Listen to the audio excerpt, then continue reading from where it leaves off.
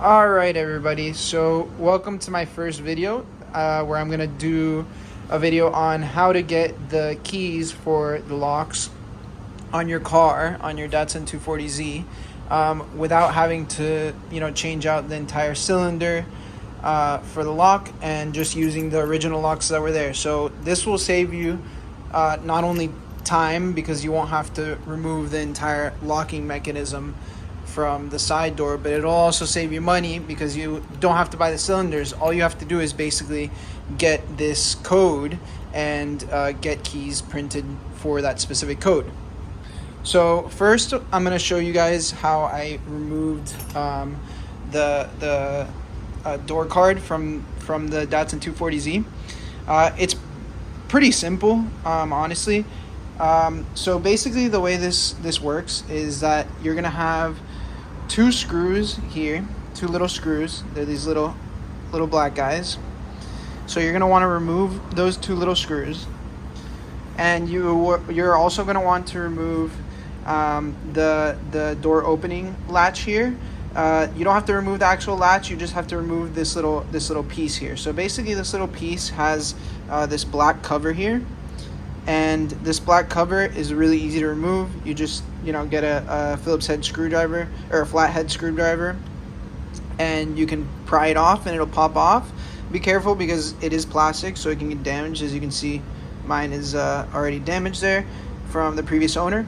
And then behind that, you're gonna see that there's gonna be one screw here that you can take out with a screwdriver, and that will take this right out.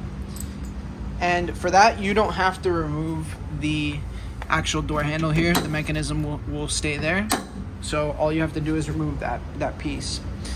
Then you can remove this this little door handle that you have here. This one's also very easy. It's just got these two little screws here.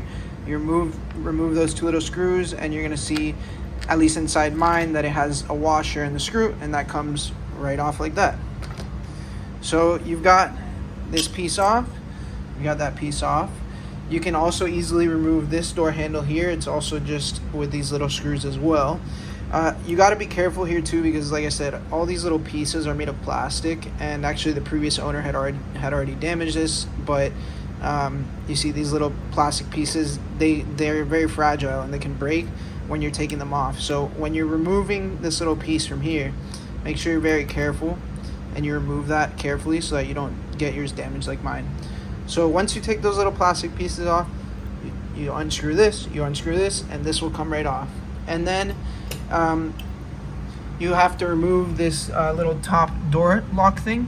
Here I've already had it removed, but this piece is also very simple to remove. It's basically just a screw-in mechanism here. So it basically just screws in like this, righty-tighty, lefty-loosey. So you can remove that from there, like that, and that'll come right off.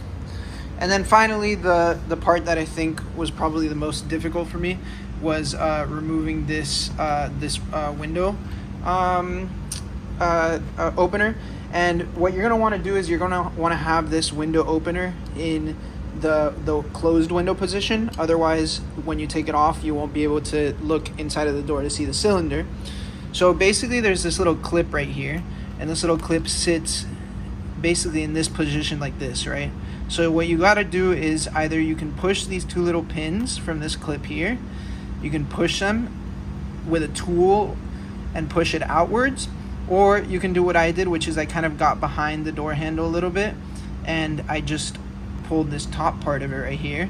I had the top part and I just pulled it straight out and it came out. And then once that's off, that comes off super easily. And there you basically have the entire door card out. The only last step, which you should be a little bit careful with, is that the back side of this door card here, it has these little metal clips that you can see. Mine has 4, I believe, but so those little metal clips, they can get damaged because they're flimsy, but they're reusable. So if you remove it slowly and with care, then you should be able to reuse those. All right, so basically now let's get to the final step of the video, which is how do you get the numbers so that you can give your locksmith to make you new keys. Basically, if you go in here and you have the window up, you'll be able to see that there's a cylinder there, and on that cylinder there's a 4-digit code. On mine there might be a longer code on yours, but you basically get that code and you can give it to a locksmith, and the locksmith should be able to make a key that will fit directly in your lock, just like the key that I got made here on eBay. It was about $30 for 2 of the keys, and as you can see, the key fits, it works for the lock. And for $30 I was able to get 2 keys done with the code, and basically I didn't have to remove anything except this door card. I didn't have to remove any of the interiors of the lock. I used the same exact lock, and it worked pretty well. And now I just gotta reassemble it and put it back in. The final thing I will say is that for some cars, which I didn't even know this until I started to do a little bit of research, they left this little sticker on this glove box, and inside of the glove box, if you open the glove box, you're gonna see that there's this little sticker that says key number, engine door, and all that stuff. You might also have a sticker like that. Mine's pretty faint, so it's difficult to read, but you might have a sticker like that, and that sticker will give you the codes for the doors without you even having to remove this. So I would suggest you first check that out, because that might actually be a solution before actually having to take off the door card. Another thing is, so this is a series 1, as you can tell, series 1. So it has a different key for the ignition, and different keys for the actual door locks and glove box lock and rear hatch lock. So the earlier series 1s that I believe had those 2 different keys. So it'll have one for the locks on the outside and one for the ignition. I already had the ignition lock, so I didn't have to do that. And then apparently the later models, they started getting a 1-key system. So this is for if the ignition key doesn't match these door card locks. If you have any questions about the process, feel free to reach out to me, and maybe I have some sort of solution to help you out. But other than that, I'll catch you in the next video.